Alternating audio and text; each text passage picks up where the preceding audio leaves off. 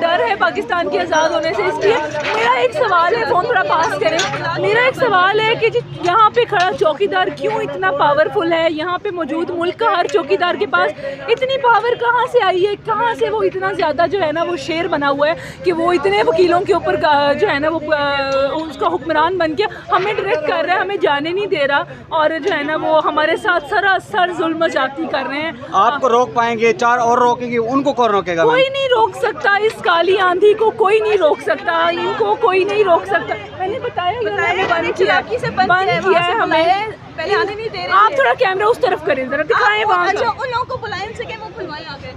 ये देख सकते हैं वहाँ पे उस वकला की काफ़ी तादाद मौजूद है, और यहाँ पे अगर देख सकते हैं यहाँ आगे गेट बंद कर दी गया, इनको रोका गया। मेरा ये सवाल है कि इन चंद बंदों को रोक लेंगे तो जो उधर हज़ारों की तादाद में जमा है उनको कौन रखेगा? तो उनके आगे इनका कहना है कि आगे गेट बंद किया। सर क्या कहना चाहेंगे? इन लोगों ने उस गेट से हमें खुद एंटर किया है बुलाकर।